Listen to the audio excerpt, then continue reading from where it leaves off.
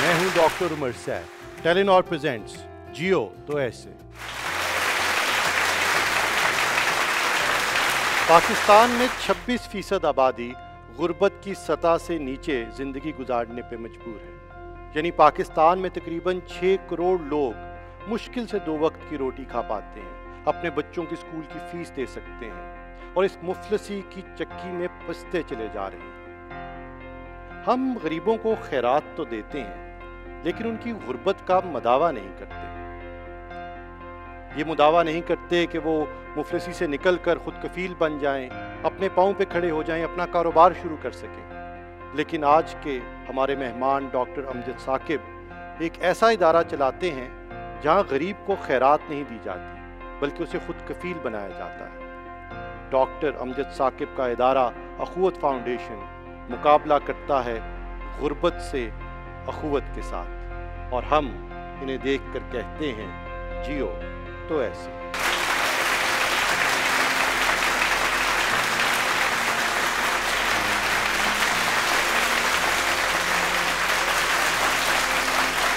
بسم اللہ الرحمن الرحیم.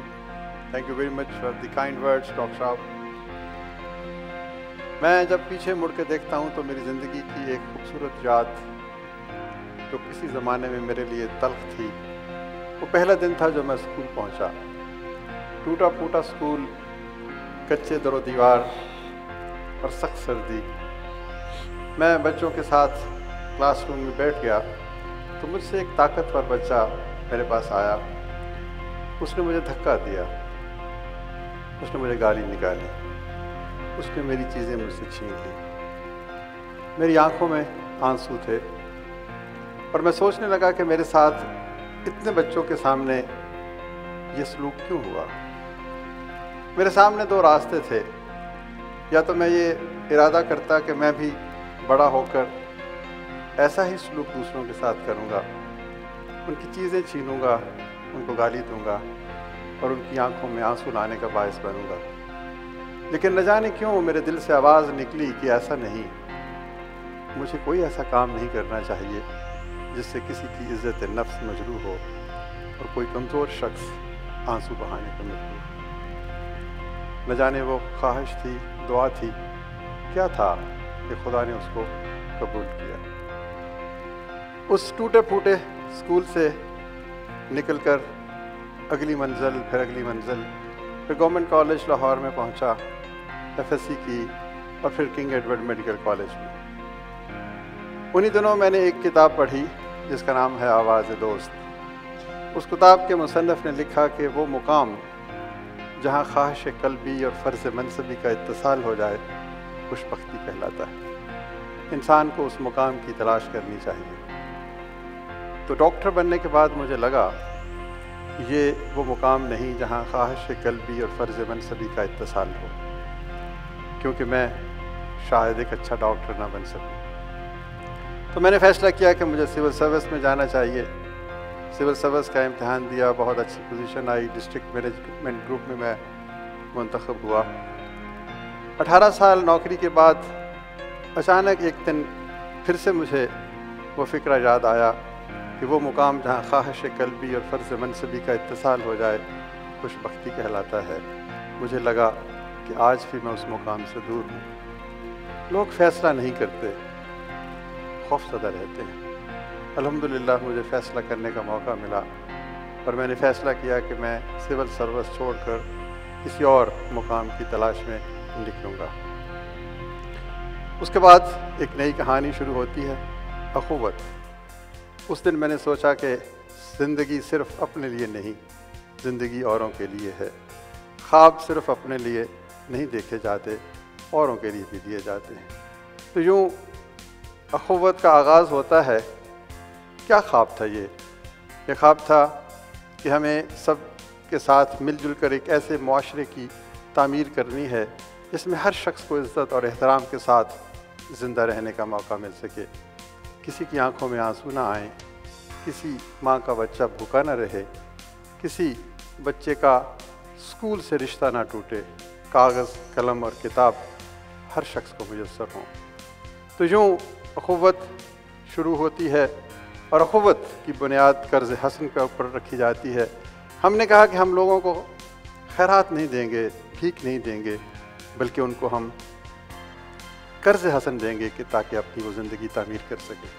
الحمدللہ آج اخوت دنیا میں قرض حسن کا سب سے بڑا پروگرام ہے۔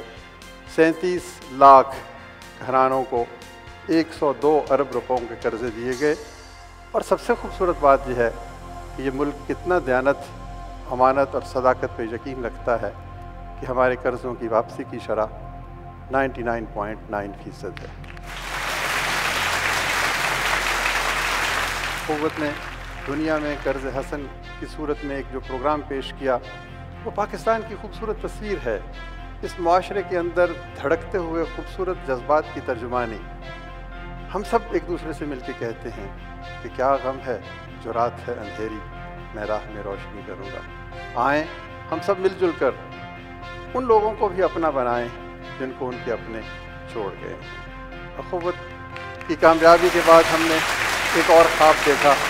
ہم نے کہا کہ اگر قرض بغیر سود کے ہے تو تعلیم بغیر فیس کی ہونی چاہیے۔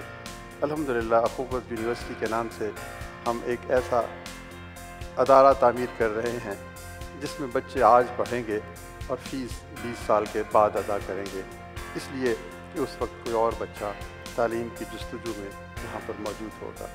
یہ ہے وہ کام جو اپنی ذات کے حصار سے بلند ہو کر کیے جاتے ہیں، یہ ہے وہ کام جن کے ذریعے سے معاشرے کو تعمیر کیا جاتا ہے، اور یہ ہے وہ کام جو اصل میں انسانیت کے قریب لے کے جاتے ہیں۔ میں تو ڈاکٹر عمر صاحب کا ہم زبان ہو کر یہی کہوں گا کہ جیو ویسے جیو۔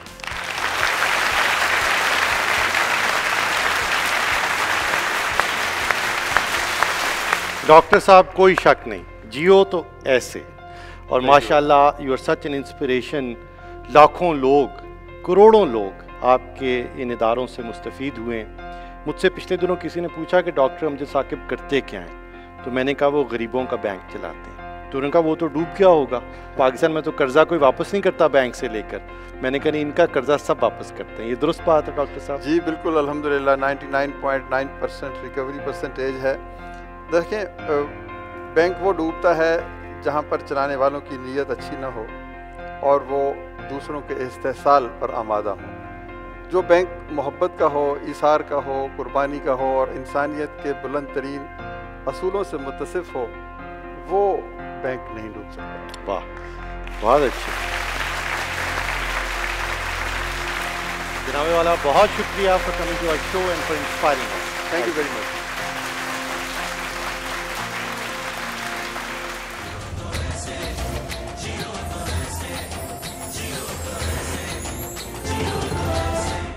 پاکستان میں ہر سال 2 لاکھ لوگ کینسر میں مبتلا ہو جاتے ہیں۔ کینسر لا علاج تو نہیں، لیکن ایسا مرض ضرور ہے کہ امید ڈگمگانے لگتی ہے، حوصلے ٹوٹنے لگتے ہیں، کیونکہ کینسر کا مرض اس طرح کا ہے کہ اس کا علاج مشکل بھی ہے اور مہنگا بھی، اور شاید ناممکن بھی ہوتا اگر پاکستان میں فیصل سلطان جیسے ڈاکٹرز اس کا علاج کرنے کے لیے اپنی زندگی صرف نہ کر دیتے۔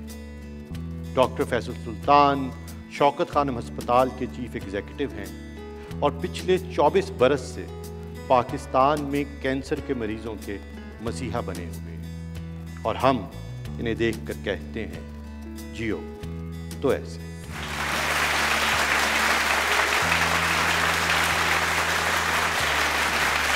میں آپ کو 3 مختلف کہانیاں پیش کروں گا۔ یہ کہانی شروع ہوتی ہے، یا یہ تینوں کہانیاں شروع ہوتی ہیں 1989 میں، سن 1989 میں۔ اس سال پاکستان میں ایک بچہ پیدا ہوتا ہے جس کا نام احسن جاوید ہے۔ اسی سال عمران خان صاحب اپنی والدہ کی وفات کے بعد کینسر کا ہسپتال بنانے کا تہیہ کر چکے ہیں، اور اس کے لیے وہ ریسورسز اور ایکسپرٹیز کی تلاش میں ہے۔ احسن اپنے بہن بھائیوں کے ساتھ پاکستان میں پل بڑھ رہا تھا۔ سن 94 کے آخر میں شوکت خانم اپنے وجود میں آ گیا اور اپنی سروسز دینی شروع کر دی۔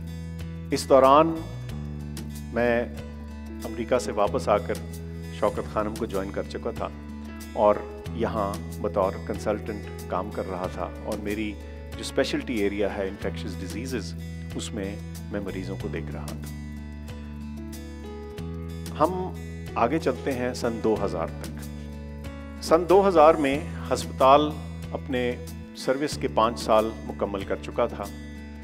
اسی سال بدقسمتی سے احسن جاوید کینسر کا شکار ہوا۔ اسی سال اس کے کینسر کے ڈائگنوسس ہوا، اور یہ وہی سال ہے اتفاقاً جب میں اس ہاسپٹل کا میڈیکل ڈائریکٹر اپوائنٹ ہوا، اور میری ذمہ داری میں اس ہسپتال کی میڈیکل ایڈمنسٹریشن شامل ہو گئی۔ احسن جاوید کا علاج شروع ہوا، اور خوش قسمتی سے اس میں کامیابی ہوئی، اور وہ اپنے کینسر کو ہرانے میں کامیاب ہو گیا۔ آپ پیچھے جو ایک تصویر دیکھ سکتے ہیں، اس میں احسن بطور مریض ہسپتال کے کسی فنکشن پہ میرے ہاتھ سے پرائز لے رہا ہے۔ یہ تصویر احسن نے ہی مجھے دی ہے۔ یہ کہانیاں آگے چلتی ہیں، اور 2015 میں ایک اور مائل سٹون، ایک اور امپورٹنٹ موقع ہمارے سامنے آتا ہے۔ احسن اپنا علاج مکمل کرنے کے بعد بیرون ملک اپنی تعلیم کے لیے گیا، اور باہر سے پڑھ کر واپس آیا۔ اسی سال شوکت خانم نے اپنا دوسرا کیمپس بنایا، اور شوکت خانم پشاور کا انعقاد ہوا۔ ان گزشتہ سالوں میں بہت ساری چھوٹی اور بڑی کامیابیاں حاصل ہوئیں، اور بہت سارے اعداد و شمار ایسے ہیں جو میں آپ کے سامنے رکھ سکتا ہوں، لیکن چند چیزوں کا ذکر کرنا بہت ضروری ہے۔ وہ یہ کہ ہر سال لاکھوں مریض کینسر کا تشخیص اور ڈائگنوسس لے کر تو آتے ہیں، لیکن ان کا علاج ممکن بنا۔ ان کے علاج کو کرنے کے لیے جو چیزیں درکار تھیں، جن میں ڈائگنوسٹکس تھیں، جن میں ریڈیشن کے ٹریٹمنٹ تھی، سرجیکل آپریشنز تھے، کیمو تھراپی تھی، یہ ساری چیزیں ایک طریقے کے مطابق بڑھتی چلی گئیں۔ ان کی مقدار اور تعداد بڑھی، اور اس کے ساتھ ساتھ نہ صرف کہ معیاری علاج کا مشن مکمل ہو رہا تھا، بلکہ تعلیم اور تدریس کا سلسلہ جاری تھا۔ اس ہسپتال میں لگاتار نرسز، ڈاکٹرز اور دیگر اسپیشلٹیز کے پوسٹ گریجویٹ اور ٹریننگ اور ایجوکیشن کے پروگرامز جاری تھے۔ جیسے میں نے ذکر کیا کہ تحقیق، ریسرچ ایک بہت اہم جزو ہے شوکت خانم کے مشن کا، اور اس دوران ریسرچ پیپرز اور ریسرچ پروجیکٹس لگاتار ہوتے رہے، اور ان کی آؤٹ پٹ بطور میڈیکل پبلیکیشنز مختلف جریدوں میں چھپتی رہی۔ ایک اور بہت اہم معاملہ اس میں یہ ہے کہ جب آپ میڈیکل علاج کر رہے ہوں تو اس کا معیار برقرار رکھنا ضروری ہے۔ اس معیار کا تعین کرنا ہمارے لیے خود ہسپتال کے اندر تو ایک بات ہے، لیکن بہت ضروری ہے کہ اس کا کوئی تھرڈ پارٹی ایویلویشن بھی ہو، کوئی باہر سے آ کر بھی اس معیار کو پرکھے اور سرٹیفائی کرے کہ یہ ایک اعلیٰ معیار کے مطابق علاج ہو رہا ہے۔ 2018 میں ہمارے لیے ایک بہت امپورٹنٹ مائل سٹون تھا، اور وہ یہ کہ شوکت خانم کو جوائنٹ کمیشن انٹرنیشنل کی سرٹیفیکیشن حاصل ہوئی، اور ایک چیریٹیبل ادارے کے لیے جو غریب آدمی کا علاج کرتا ہے، یہ ایک خاص اور منفرد مائل سٹون تھا۔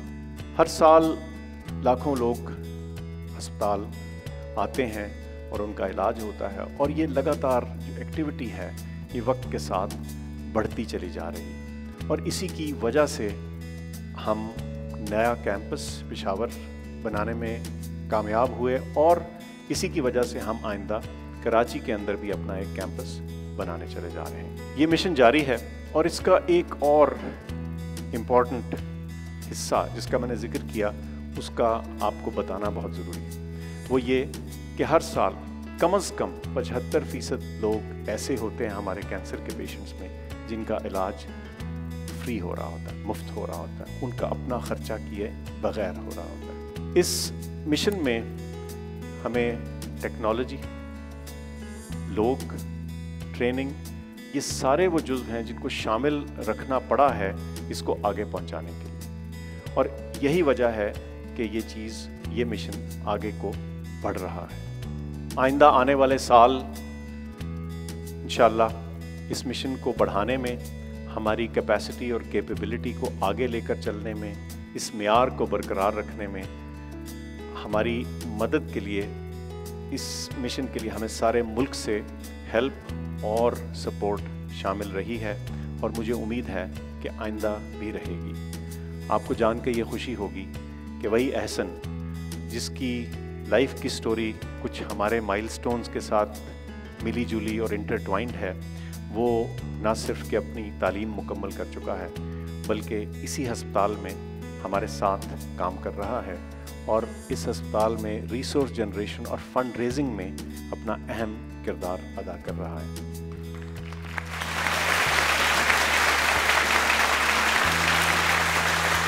اور جہاں تک میرا تعلق ہے، میری بھی کوشش اور امید تو یہی ہے کہ جب تک میں کام کر رہا ہوں اسی ادارے کے ساتھ منسلک رہوں گا۔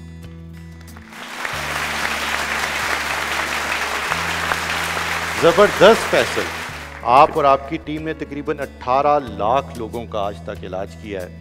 اللہ آپ کو ہمت دے، آپ کے مشن میں کامیابی دے۔ مجھے پتا ہے آپ جیسے کوالیفائڈ ڈاکٹرز کو دنیا بھر میں کوئی ملازمت کی، نوکری کی، جابز کی کمی نہیں۔ کبھی خیال آیا کہ ملک سے واپس باہر چلا جایا جائے اور کسی اور جگہ پہ کام کیا جائے، زیادہ پیسے کمائے جائیں؟ یہ خیال کبھی نہیں آیا۔ کبھی نہیں آیا؟ نہیں۔ اور یہی وہ جذبہ ہے جس کی وجہ سے شوکت خانم جیسے اسپتال پاکستان میں کامیاب ہیں۔ ویسے مجھ سے آپ سے ایک سوال کرنا ضرور۔ سوال یہ کہ پچھلے 24 سال میں جہاں شوکت خانم جیسے اسپتال اتنا اچھا چل رہے ہیں، تو ہم سرکاری اسپتال اچھا کیوں نہیں چلا پاتے، اور ہمیں کیا کرنے کی ضرورت ہے کہ ان اسپتالوں کا معیار بھی اتنا ہی بہتر کیا جا سکے؟ میرے خیال سے بہت کام کر رہے ہیں سرکاری اسپتال، اس میں کوئی شک نہیں، لیکن ان کو بہتر چلانے کے لیے دو میرے خیال سے کی چیزیں ہیں جو کم ہیں۔ ایک، ریسورس ایلوکیشن امپروو کرنے کی ضرورت ہے، ان پہ جو ہم ریسورسز لگا رہے ہیں، جو پیسے لگا رہے ہیں، ان کو امپروو کرنے کی ضرورت ہے۔ لیکن اس کے ساتھ ساتھ شاید اس سے بھی بڑا چیلنج ان کی امپروو گورننس ہے، ان کو جو اکاؤنٹیبل سسٹمز کے طور پہ چلانا اور رن کرنا ہے، شاید یہ سب سے بڑا گیپ ہے، اور اسی کی وجہ سے جو پیسے خرچ ہوتے بھی ہیں شاید ان کا اتنا فائدہ نہیں ہو پاتا جتنا ہو سکتا ہے۔ بہت خوب، اور آئی ہوپ کہ انشاءاللہ ایک دن آپ جیسے لوگ اتنے بڑے جو سرکاری اسپتال ہیں ان کو بھی بہتر بنانے میں حکومت کی، اس ریاست کی مدد کر سکیں، ان کو ایڈوائز کر سکیں۔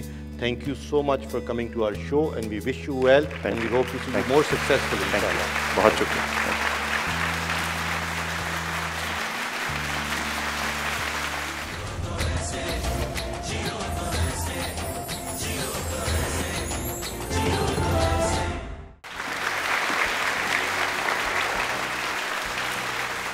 پاکستان میں تقریباً نصف آبادی صاف پانی کے پینے سے محروم ہے۔ دیہی علاقوں میں تو تقریباً 90% لوگوں کو صاف پینے کا پانی میسر نہیں۔ آپ کو سن کر شاید یہ حیرت ہو کہ پاکستان میں 40% اموات آلودہ پانی پینے سے ہوتے ہیں۔ اگر حکومت کوئی فلٹریشن پلانٹ لگا بھی دے تو نہ صرف یہ کہ ان کی قیمت بہت زیادہ ہے، دور دراز کے علاقوں میں لوگوں کو ان تک رسائی بھی مشکل ہے۔ ہمارے آج کے مہمان شایان سہیل نے آلودہ پانی کو صاف کرنے کا ایک انتہائی انوکھا اور سستا اور قابل عمل حل نکالا ہے۔ انہوں نے ایک ایسا سٹرا بنایا ہے جس میں ایسا فلٹر لگا ہے کہ وہ کسی بھی طرح کے پانی کو پینے کے قابل بنا دیتا ہے، اور یہ فلٹر، یہ سٹرا اب پاکستان میں لاکھوں لوگ استعمال کر رہے ہیں، اور ہم انہیں دیکھ کر کہتے ہیں جیو تو ایسے۔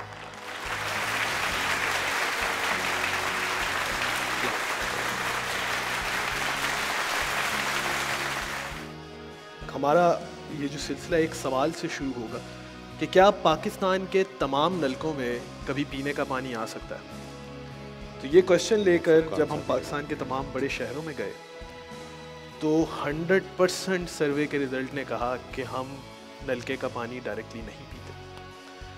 ہم نے سوچا کہ کیا وجہ ہے کہ ترقی یافتہ ممالک کے اندر لوگ جاتے ہیں اور گلاس سے کچن کے ٹیپ سے ہی پانی بھرتے ہیں اور پی لیتے ہیں، باتھ روم کے ٹیپ سے پانی بھرتے ہیں، پی لیتے ہیں، تو جب ہم اس کی وجہ جاننے کی کوشش کرتے ہیں تو آپ کو ایک پورا سیٹ اپ نظر آتا ہے، ایک سسٹم نظر آتا ہے پانی کا، جو کہ سٹارٹ ہوتا ہے واٹر ٹریٹمنٹ پلانٹ سے، پھر ڈسٹریبیوشن میں پائپس میں جاتا ہے، وہاں سے ٹینکس میں جاتا ہے یا آپ کے گھر کے ٹینکس میں جاتا ہے، اور وہاں سے آپ کے نلکے میں آتا ہے۔ پرابلم یہاں سے سٹارٹ ہوا کہ جب 1960s میں پاکستان میں اربنائزیشن سٹارٹ ہوئی اور اس کا ایک ایکسپلوژن آیا، تو پاکستان کے تمام واٹر فلٹریشن پلانٹس کی اتنی کیپیسٹی نہیں تھی کہ وہ اتنا پانی صاف کر سکے، اور سرفیس واٹر جو دریا کا پانی ہے وہ بھی ختم ہونے سے جب بورنگ کا پانی لینا شروع کیا تو اس کی کوالٹی ڈفرینٹ ہے، جس کی وجہ سے پلانٹس جو ہیں انہوں نے کام کرنا بند کر دیا۔ پہلے تو یہ گندا پانی یہاں سے آنا شروع ہوا، پھر جب وہ ڈسٹریبیوشن پائپ لائنس میں گیا تو فلوریڈ کی ریکوائرمنٹ زیادہ ہونے سے ان ڈسٹریبیوشن پائپ لائنس میں کریکس ڈیولپ ہونا شروع ہو گئے، جن کی وجہ سے سیویج کنٹیمنیشن اس میں مکس ہونا شروع ہو گئی، اور یہی گندا پانی پھر آپ کے ٹینکس میں گیا، اور ٹینکس میں کئی سالوں تک گندگی بنتی رہی، بایو فلم جنریٹ ہوتی رہی، اور وہی پانی اب آپ کے ٹیپس میں آتا ہے۔ اگر ہم اس سیٹ اپ کو ٹھیک کرنا چاہیں تو یہ نہ صرف دہائیوں کا کام ہے بلکہ اس میں اربوں ڈالر بھی لگیں گے۔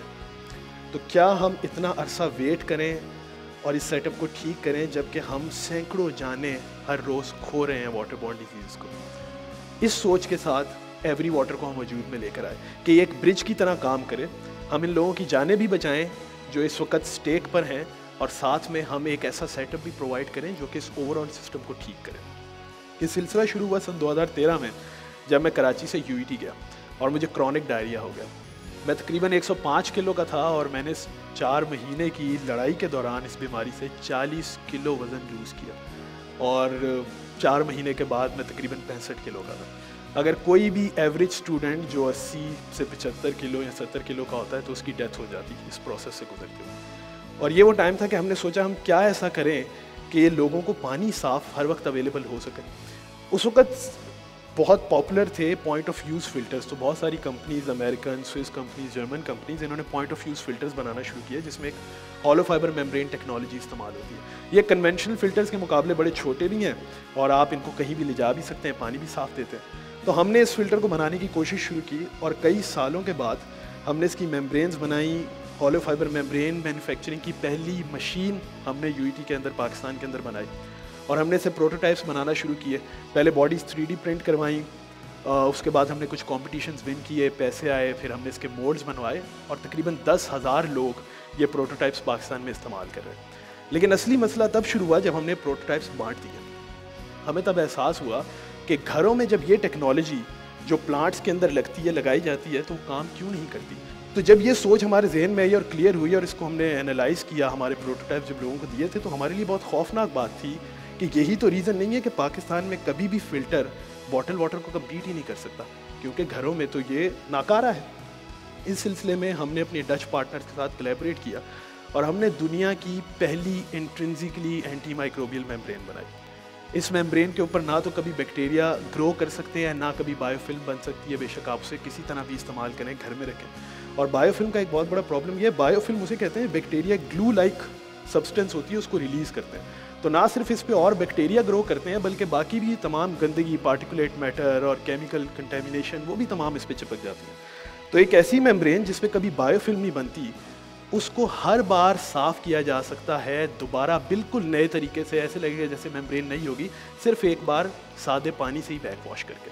سو یہ ہماری ٹیکنالوجی تھی۔ اس کو ڈیولپ جس ٹیم نے کیا سنگاپور کے اندر، ان کی تصویریں آپ یہاں پر دیکھ سکتے ہیں۔ اس وقت سنگاپور کے اندر ہماری R&D لیب بھی ہے جس کو ہم اسکیل اپ کر کے اور مینوفیکچرنگ فیسلٹی پر بھی لے کر جا رہے ہیں۔ اس ٹیکنالوجی کے آنے کے بعد ہم واٹر فلٹریشن ٹیکنالوجیز کے فور فرنٹ پہ اس وقت آ چکے ہیں، لیکن ایک اور بڑی چیز جو ہم لوگوں نے مختلف کی ان تمام کمپنیز سے، یہ تھا کہ تمام فلٹر بنانے والی کمپنیز جو پوائنٹ آف ویوز بنا رہی تھی، یہ مائکرو فلٹریشن اور الٹرا فلٹریشن تک رہی۔ اگر ہم پانی کو صاف کرنے کے طریقے دیکھتے ہیں تو ڈفرینٹ قسم کی میمبرین ریکوائرڈ ہیں، ان میں فیمس جو ہیں وہ مائکرو فلٹریشن ہے، الٹرا فلٹریشن ہے، پھر نینو ہے، اور پھر سی واٹر ڈیسیلینیشن کے لیے RO۔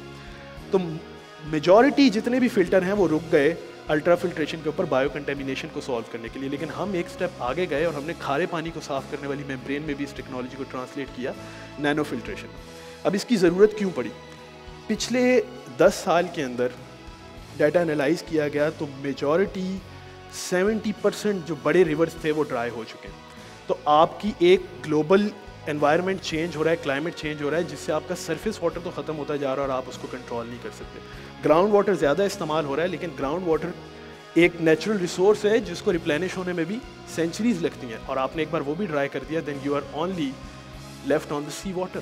تو صرف سی واٹر بچے گا. لیکن اگر ہم لوگ سی واٹر ڈیسیلینیشن کی کاسٹ کو ریڈیوس کر دیتے ہیں 100 روپے فی 1000 گیلن کے, تو ہم اس سی واٹر کو پورے ملک کے اندر استعمال کر سکتے ہیں, اور یہ بڑا آسان ہے.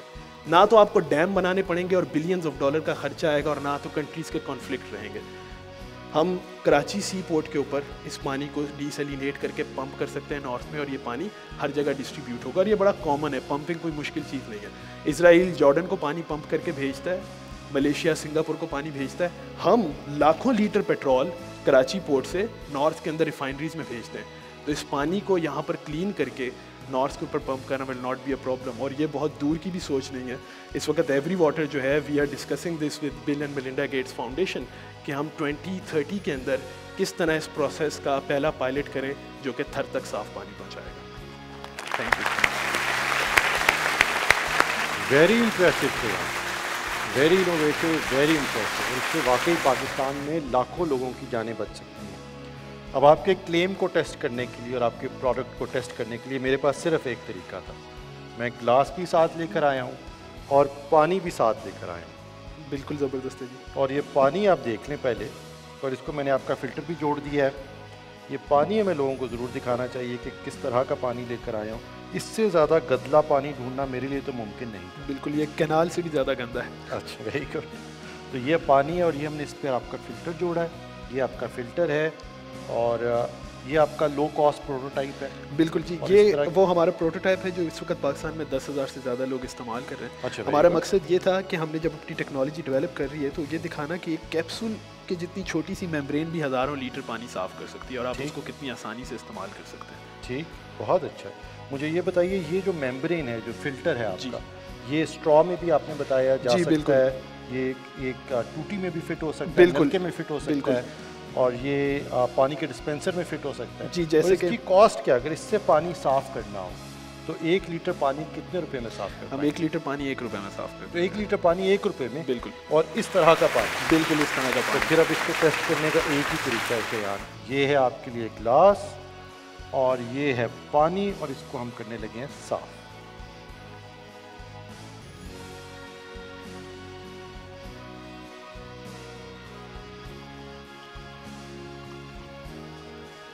تو آپ دیکھ سکتے ہیں کہ یہ چھوٹی سی ممبرین اس طرح کے پانی کو, جو کہ کسی بھی فلٹر کو مارکیٹ میں چوک کر سکتا ہے with in a day, it can clean thousands of liters. اسی طرح جیسے لاہور میں جو یہ کنال جو چل رہی ہے, جو نہر چل رہی ہے, اس کے ساتھ اس طرح کا ایک آپ کا فلٹر نصب کر دیا جائے, بالکل, اور اس سے اس طرح کے گلاس پانی کے نکال کے پینا شروع کر دیا. بالکل ایسی ہے. تو پھر بسم اللہ کیجیے اور پی کر دکھائیے کہ یہ کتنا صاف پانی. بالکل.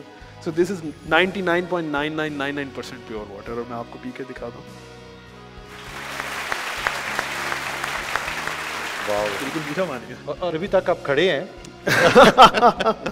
تو بہت اچھا. سو اس کا مطلب یہ ہے کہ 1 روپے میں آپ 1 لیٹر پانی صاف کر سکتے ہیں. تو ایک گلاس کی قیمت چند پیسے بنی. بالکل. اور یہ کئی زندگیاں پاکستان میں بچا سکتا ہے. پاکستان میں تقریباً 40% اموات یہ غلیظ پانی, آلودہ پانی پینے سے ہوتی ہیں. بالکل. اور 1 روپے میں آپ 1 لیٹر پانی صاف کر سکتے ہیں. اور آپ ابھی تک کھڑے ہیں. میں اس لیے بول رہا تھا میں دیکھ لوں آپ گر نہ جائیں یہی پانی پی کے. نہیں, پر یہ پانی ہم سب نے پی کے یہاں پہ ٹرائی کیا. بہت سارے لوگ جو یہاں بیٹھے ہیں انہوں نے بھی اس کو ٹرائی کیا, اور یہ واقعی بہت انوویٹو ہے, بہت امپریسو ہے. اور پاکستان کی لوکل انڈیجنس ریسرچ سے بنایا گیا. بالکل. آپ یونیورسٹی کے طالب علم تھے جب آپ نے یہ بنایا. اب پاکستان کی باقی یونیورسٹیز بھی اسی طرح کی اگر انوویٹو پروڈکٹس بناتی رہیں تو انشاءاللہ پاکستان کے بہت سارے مسائل کا حل آپ جیسے ہونہار ریسرچرز اور آپ جیسے ہونہار اسٹوڈنٹس کے اور انٹرپرینیورز کے ہاتھ میں. سو بہت مہربانی آپ ہمارے thank you so much doctor صاحب. We wish you well and we hope to see you succeed and انشاءاللہ سیو لائفز ان پاکستان. انشاءاللہ. Thank you so much.